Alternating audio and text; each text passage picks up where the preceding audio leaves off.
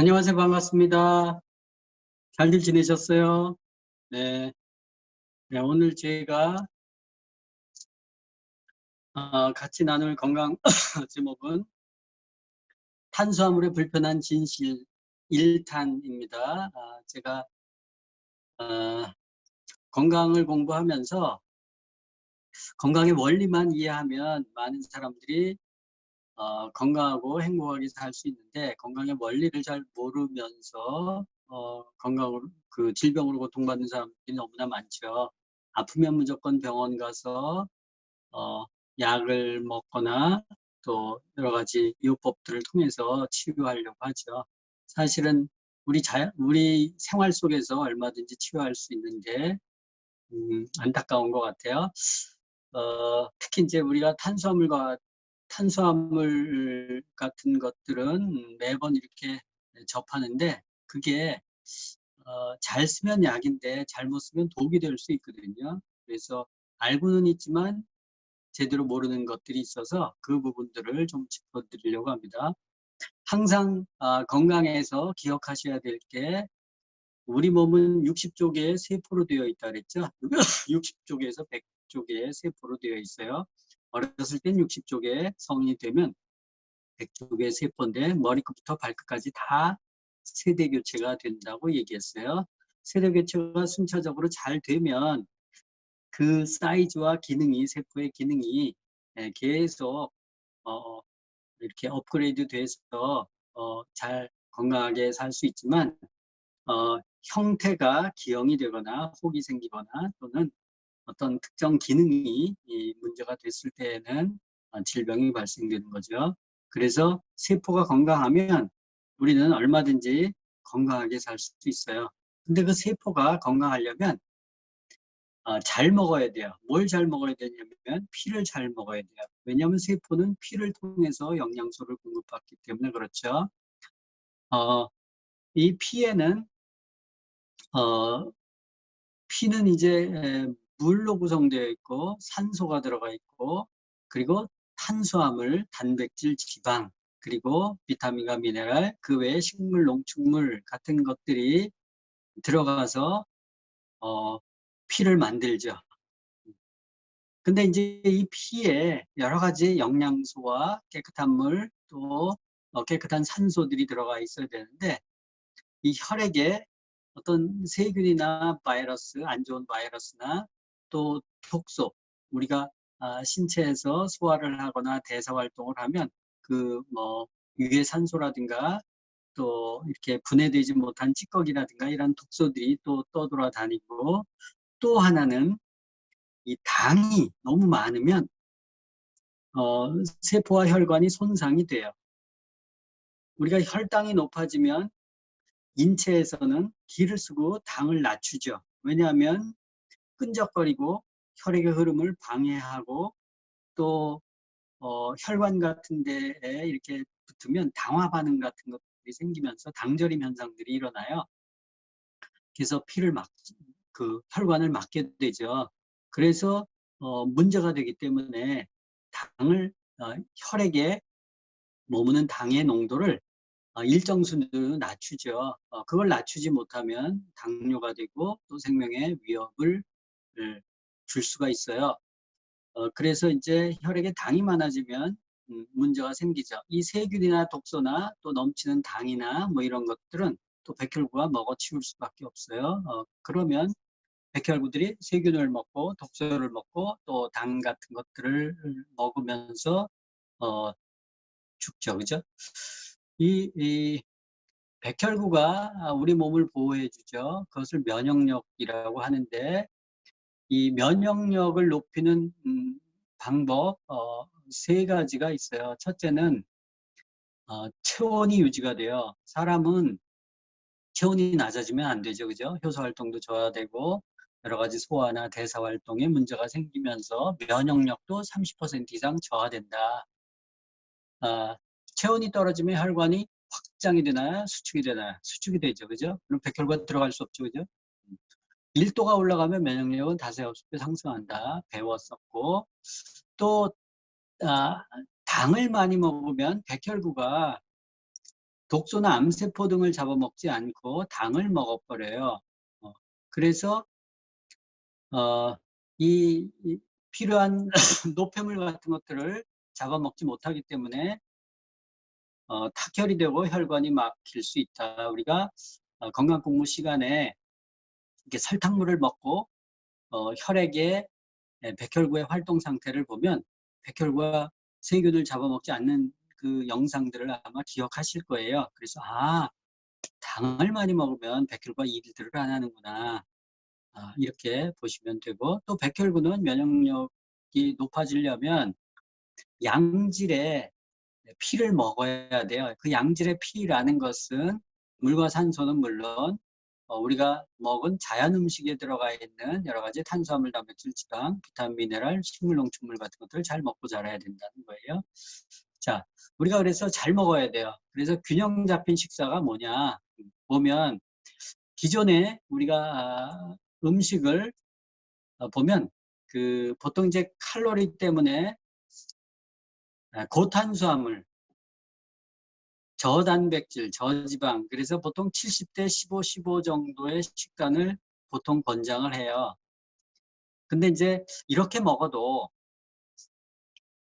이 열량 때문에 이제 뭐 전체적으로 단백질이나 지방을 많이 줄여요. 왜냐하면 g당 그 킬로칼로리 이 열량이 단백질과 지방이 상대적으로 높잖아요. 탄수화물에 비해서. 그래서 이제 이 단백질과 지방을 많이 먹으면 칼로리가 높아져서 이렇게 비만해질까봐 반대로 먹잖아요. 사실은 그게 아닌데도 불구하고 그렇다는 거예요. 그래서 단백질과 지방을 적게 먹는데 또 이렇게 이런 식단을 하는데도 더 비만해지고 오히려 질병을 유발하더라라는 거예요. 자, 그러면 균형적인 식사가 뭔가? 여기 한번 예제를 볼게요. 아침에 어떤 사람은 밥하고 김치하고 샐러드를 먹었어요. 어떤 사람은 사과하고 야채 주스를 갈아 먹었어요. 또 3번은 켈로그 오트밀 우유, 4번은 빵, 커피 이런 것들을 먹었어요. 자, 아침에. 그러면 어떤 식사가 가장 바람직해요? 생각해 보세요. 자, 점심 때는 식당에서 백반을 사서 먹었어요. 밥, 된장국, 김치, 시금치, 나물, 생선조림. 또 비빔밥 사 먹었어요. 된장찌개 먹었어요. 칼국수 먹었어요. 그러면 어떤 식단이 좋아요, 여러분들? 또 저녁에 밥, 김치, 깍두기, 식후에 디저트 이런 것들을 먹었어요. 자, 어떤 식단이 좀 바람직할까요? 보통 뭐 이렇게들 먹죠, 그죠? 사서 먹고 집에서 먹고 이런 것들 먹어요. 그러면 이 식단 중에서 탄수화물이 들어있지 않은 식단이 있는지 한번 보세요. 아침에 1번 탄수화물 있죠? 뭐가 있어요? 이거 다 탄수화물이죠? 밥, 김치, 샐러드. 2번도요. 3번도 탄수화물이죠, 이거. 그죠? 빵, 커피 탄수화물이죠. 이거 다 탄수화물이죠. 비빔밥, 된장찌개, 칼국수 다 탄수화물이고 밥, 김치, 깍두기, 디저트, 과일 다 탄수화물이에요. 그죠? 그래서 이렇게 먹는 것들 보면 다 탄수화물이 있다라는 거예요. 자, 보통 탄수화물이 뭔가 그러면 탄수화물은 번역하기에 당류 이렇게 얘기하죠. 당류. 당이 뭐예요? 당하고 탄수화물하고 같나요? 그러니까 보통 이제 탄수화물은 초콜릿, 케이크, 사탕, 빵, 도넛, 과자 이런 것들을 탄수화물로 생각하죠. 그죠? 근데 밥도 탄수화물이에요. 특히 백미, 면류 다 탄수화물이죠. 김치, 채소, 과일, 나물도 탄수화물의 일종이에요. 근데 이게 탄수화물이라고 아니라고 생각하죠. 그죠? 식이섬유 뭐 이렇게 다른 걸 생각하는데 이것도 탄수화물이에요. 이 모든 탄수화물은 분자 구조가 탄소와 수소와 산소로 되어 있어요. 모든 탄수화물은 단맛 나는 물질인 당을 포함하고 있어요. 그래서 탄수화물을 이 단당류냐, 1당이냐, 2당이냐 1당은 흡수가 바로 되는 거죠. 포도당과 과당으로 대표되고 2당류는 유당, 자당, 메가당 이런 것들이에요. 3번은 이제 올리고당 들어보셨죠? 올리고당은 이 당이 3개가 사슬처럼 연계되어 있고 9개까지 연결되어 있는 구조죠. 올리고당이에요. 그래서 당 흡수가 단당보다는 느리죠. 2당보다는 느리겠죠. 그죠? 소화 과정에서 이 당을 끊어야 혈액으로 들어가기 때문에 다당류는 10당 이상을 다당류라고 얘기해요. 그 중에 일종의 식이섬유가 들어가 있는 거예요. 식이섬유는 다당이죠. 그래서 소화하기가 쉽지가 않죠. 그죠? 그래서 모든 탄수화물은 혈당을 높인다는 거예요. 근데 탄수화물 중에서 어떤 거는 천천히 혈당을 올리고 어떤 거는 혈당을 빨리 올리는 게 있어요. 그래서 다당류, 식이섬유가 포함된 탄수화물은 천천히 혈당을 올리죠. 그러면 당을 빨리 내리지 않아도 되기 때문에 인슐린 호르몬이 적게 나오죠. 근데 먹었을 때 단맛이 확 흡수되는 것들 있잖아요. 금방 흡수되는 것들. 별로 쉽지 않고 먹는 것들 있잖아요. 그런 것들은 빨리 당이 올라요. 그러면 인슐린 호르몬이 확 분비가 되기 때문에 이 당을, 포도당을, 단당을 이렇게 지방 형태로 전환해서 세포로 저장시키는 게 인슐린 호르몬이거든요. 그래서 그 호르몬이 많이 나오면 당연히 뚱뚱해지죠. 그래서 우리가 탄수화물을 잘 먹을 필요가 있다는 거예요. 골라 먹을 필요가 있다. 자, 그럼 탄수화물을 안 먹으면 건강에 문제가 생기냐? 이렇게 질문할 수 있어요. 근데 이제 아까 탄수화물도 종류가 있다 그랬죠? 이 단당이나 이당 같은 경우들을 먹으면 혈당이 급속하게 올라가요. 그죠? 그래서 좋은 탄수화물이라고 볼 수 없고, 좋은 탄수화물은 이 당에다가, 단맛 나는 당에다가 비타민이나 미네랄이나 식이섬유나 이런 다른 영양소 같은 것들이 들어가 있기 때문에 식이섬유를 섭취하는 게 좋다라는 거예요. 이 순발력이, 그러니까 운동선수들 몸을 급격하게 막 써서 에너지 소모가 많은 사람들이 있어요. 빨리빨리 에너지를 변환시켜야 되는 탄수화물이 빨리 변환되거든요. 당을 먹으면 기분이 금방 좋아지죠. 그 빨리 흡수되기 때문에 그래요. 그 에너지를 빨리빨리 쓰는 사람들은 빨리빨리 에너지 공급이 돼야 되기 때문에 이 양질의 탄수화물이 도움이 되죠. 근데 일반 사람들은 그렇게 당을 빨리 소모시킬 필요가 없어요. 보통 사람들은. 그래서 이 천천히 흡수되는 식이섬유가 포함이 된 탄수화물을 먹는 게 좋다. 보통 여러분들 당뇨 뭐 이렇게 체크할 때 8시간 이상 공복 혈당이 보통 정상을 100mg per 데시리터 이렇게 얘기하거든요. 100mg 얘기하잖아요. 그죠? 공복 혈당. 물론 이제 2시간 이상은 공복 혈당이 정상이 한 140까지 허용이 돼요. 정상 혈당으로. 근데 이제 8시간 공복 금식했을 때는 100mg per 데시리터인데 이 데시리터는 0.1리터예요. g으로 환산하면 0.1g이죠. 100ml는 0.1g이에요. 그러니까 0.1리터에 0.1g이 정상 혈당이라는 거예요. 그럼 리터로 환산하면 10배죠. 그러면 1리터당 1g. 우리 혈액은 4리터에서 5리터죠. 그러면 당이 5리터라고 치면 5리터에 5g 정도의 당만 있으면 사는데 문제 없어요. 각설탕 하나에 3g이거든요. 그럼 5g 정도면 각설탕 한 2개도 안 쓰는 거예요. 2개 이상 되면은 혈당이 높은 거라고요. 빵 한 조각이 보통 빵 한 조각이 한 30g 정도 돼요. 당이. 각설탕 한 10개 정도로 들어가는 거죠. 그죠? 빵 하나 먹으면 당이 엄청나게 높아지는 거예요. 근데 밥을 먹으면요. 백미도 이 당이 만만치 않아요. 그죠? 그래서 생각보다 탄수화물을 너무 많이 먹는다. 그래서 탄수화물을 많이 먹으면 병이 생긴다는 거예요. 이 탄수화물에 대해서 또 질문이 있을 거예요. 뇌의 유일한 에너지원인가? 아니에요. 뇌 에너지원은 탄수화물이 아니라 사실은 탄수화물을 분해해서 단당인 포도당이에요. 잘게 붙으면 단당, 포도당으로 흡수가 된단 말이에요. 근데 이 포도당은 합성해낼 수 있어요. 뭐냐면 단백질하고요, 지방하고 그것을 조합을 하면 포도당으로 만들어내요. 그래서 우리가 극한 상황에서는 탄수화물을 안 먹어도 단백질과 지방, 즉 단백질이 분해된 아미노산과 지방산이 있으면 그걸 원료에서 포도당을 합성해낼 수 있어요. 그래서 필수 포도당이라고 하지 않아요. 대신 이제 단백질인 필수 아미노산과 필수 지방산이 있죠. 그죠? 필수 아미노산 그러면 20가지 중에서 한 10가지 아미노산이 있어요. 그죠? 또 필수 지방산 그럼 오메가3, 오메가6 같은 것들을 몸 안에서 합성해내지 못하기 때문에 외부에서 섭취해 줘야 돼요. 그래서 단백질과 지방은 이렇게 외부에서 섭취되지 않으면 질병이 초래돼요. 그리고 이 단백질과 지방은 쓰임새가 되게 많아요. 그래서 근데 탄수화물은 쓰임새가 별로 많지 않아요.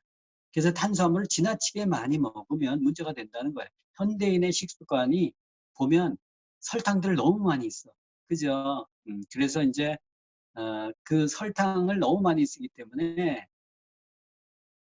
그게 탄수화물 통해서 많이 들어오죠. 그래서 사람들이 사실은 영양소 중에서 탄수화물 과잉으로 단백질과 지방은 상대적으로 탄수화물에 비해서 적게 먹는 반면에 단백질과 지방은 또 적게 먹어요. 탄수화물을 많이 먹고 그래서 병이 생긴다는 거예요. 그 단백질과 지방은 아까도 얘기했지만 근육이나 뼈, 장기, 혈액, 이 호르몬의 원료, 피의 원료가 전부 단백질이에요. 대사와 소화를 돕는 모든 효소의 원료가 또 단백질이에요. 백혈구의 원료도 단백질이에요. 모든 거의 원료가 단백질이에요. 그래서 단백질은 쓰임새가 많아.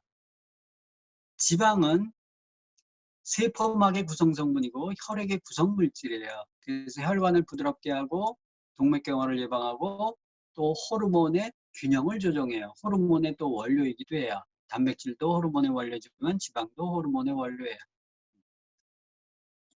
근데 이제 우리가 잘못 알고 있는 것 중에 하나가 지방은 살찌게 한다고 하는데 사실 먹는 지방은 지방이 되지 않는다. 지방이 되는 거의 상당 부분은 탄수화물 때문에 탄수화물이 과잉으로 섭취된 탄수화물이 혈당을 높이기 때문에 이 저장으로 전환시킬 때 인슐린이 포도당을 지방으로 중성지방이나 이런 걸로 글리코겐으로 지방으로 축적을 시키기 때문에 뱃살은 사실 탄수화물이에요.